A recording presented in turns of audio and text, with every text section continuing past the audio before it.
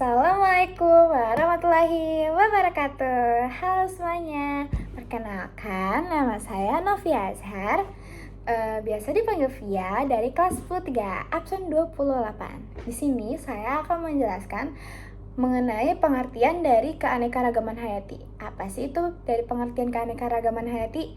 Yaitu keberagaman makhluk hidup berdasarkan perbedaan ciri yang dapat diketahui melalui observasi, meliputi perbedaan warna, perbedaan ukuran, perbedaan habitat, dan perbedaan susunan gen. Keanekaragaman hayati ini juga terbagi menjadi 3 tingkat. Yang pertama ini ada keanekaragaman tingkat genetik, yaitu terjadi dalam satu populasi, berarti spesiesnya sama karena perbedaan susunan gennya sehingga menimbulkan varietas pada tumbuhan atau ras pada hewan. Yang kedua, ada keanekaragaman hayati tingkat spesies, yaitu terjadi dalam komunitas spesiesnya berbeda karena perbedaan habitat tetapi masih satu genus atau masih satu family. Yang ketiga ada keanekaragaman hayati tingkat ekosistem. Perbedaan interaksi biotik dan abiotik macam-macam ekosistem. Ada ekosistem perairan. Yang pertama ada ekosistem air tawar. Adalah salinitas atau kadar garamnya rendah, penetrasi cahayanya yang masuk sedikit, dipengaruhi oleh iklim dan cuaca. Zona-zona ekosistem air tawar itu yang pertama ada zona litoral, penetrasi cahaya yang masuk banyak. Yang kedua ada zona limnantik, penetrasi cahaya yang masuk sedikit. Dan yang ketiga zona profundal, tidak ada lagi cahaya yang masuk. Yang kedua ada ekosistem air laut. Adalah salinitas atau kadar garamnya tinggi, penetrasi cahaya yang masuk banyak, tidak dipengaruhi oleh iklim dan cuaca, arus air dipengaruhi oleh arah angin. Zona-zona ekosistem air laut berdasarkan intensitas cahaya. Yang pertama ada zona fotik, intensitas cahayanya tinggi. Dua ada zona twilight, intensitas cahayanya sedang. Yang ketiga ada zona afotik, intensitas cahayanya rendah. Yaitu berdasarkan kedalaman air lautnya. Ada yang zona litoral adalah zona pasang surut yang berada di pesisir pantai. Yang kedua ada zona neritik, adalah zona yang kedalamannya kurang dari 200 meter. Yang ketiga ada zona batial, adalah zona yang kedalamannya 200 sampai 2000 meter.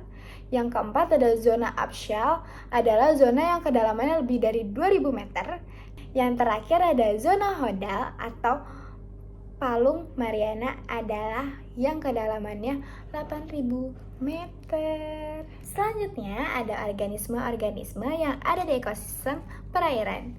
Yang pertama ada plankton, adalah organisme yang bergerak karena arus air, dibedakan jadi 2. Yang pertama ada fitoplankton yang kayak tumbuhan, contoh ganggang atau rumput laut. Yang kedua ada zooplankton yang menyerupai hewan, contohnya protozoa. Yang kedua ada neuton, adalah organisme yang dapat mengapung, contohnya serangga air, teratai, dan eceng gondok. Yang ketiga ada nekton, adalah organisme yang bisa berenang, contohnya ikan dan katak. Yang keempat ada bentos, adalah organisme yang ada di dasar perairan, contohnya kerang, terumbu karang, kepiting. Yang kelima atau yang terakhir ada perifiton, adalah organisme yang menimpal pada substrat dan pada organisme laut, contohnya siput, keong, dan bintang laut. Selanjutnya ada ekosistem daratan atau biasa disebut terestrial. Yang pertama ada hutan hujan tropis. Ciri-cirinya curah hujannya tinggi, 200 sampai 450 per tahun. Matahari bersinar sepanjang tahun, didominasi oleh tumbuhan berkonifer atau membentuk tudung. Yang kedua ada savana. Ciri-cirinya curah hujannya sampai 90 sampai 150 cm per tahun, didominasi oleh rerumputan yang diselingi oleh pohon. Yang ketiga ada padang rumput. Ciri-cirinya curah hujannya 25 sampai 30 cm per tahun, didominasi oleh rerumputan. Yang keempat ada gurun. Ciri-cirinya curah hujannya kurang dari 25 cm per tahun, evaporasinya tinggi atau penguapannya didominasi oleh tumbuhan. Yang kelima ada hutan gugur, ciri-cirinya curah hujannya 75-100 cm per tahun, terdapat di negara dengan 4 musim. Yang keenam ada taiga, ciri-cirinya curah hujannya 50-75 cm per tahun, didominasi oleh tumbuhan konifer atau berdaun jarum tajam gitu. Yang ketujuh ada tundra, ciri-cirinya ekosistemnya paling dingin, kutub, dan suhunya sampai -2 sampai -8 derajat Celcius. Selanjutnya ada klasifikasi makhluk hidup.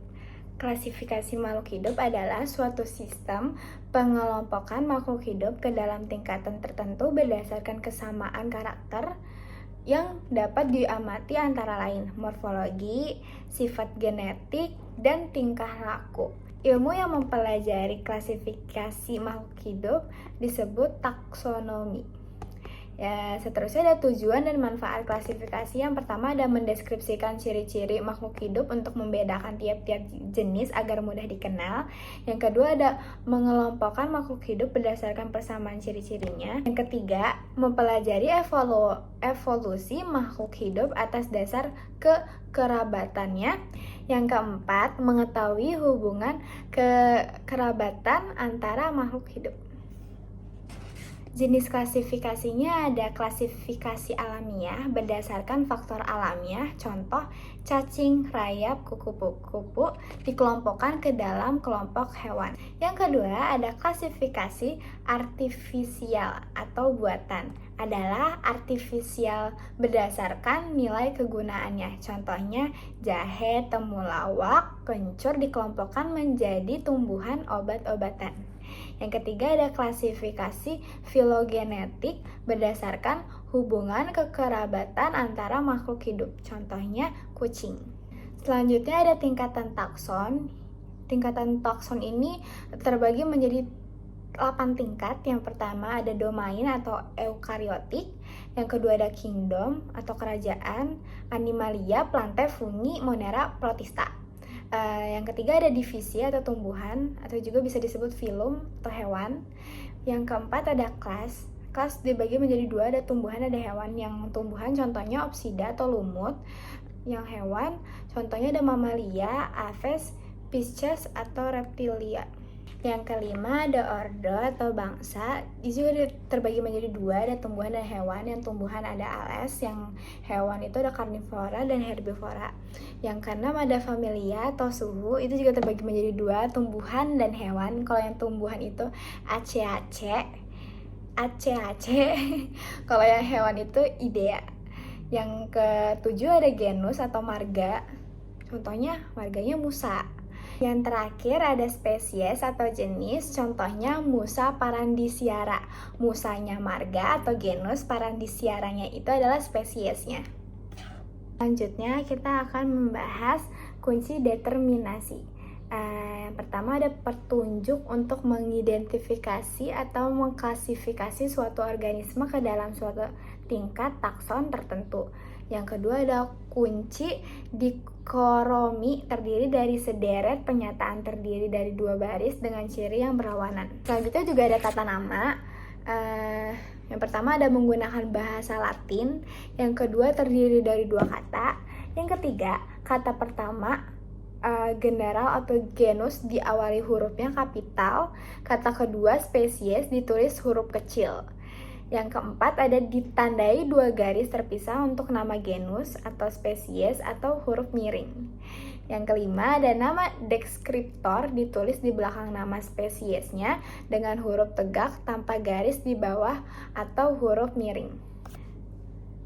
Sekian video penjelasan dari saya tentang keanekaragaman hayati. Mohon maaf bila kalau ada kesalahan kata, kekurangan kata, maaf sebesar-besarnya. Sekian dari saya, terima kasih. Dadah, sampai jumpa. Gak usah berjumpa lagi karena gak mau dapat tugas lagi. Dadah.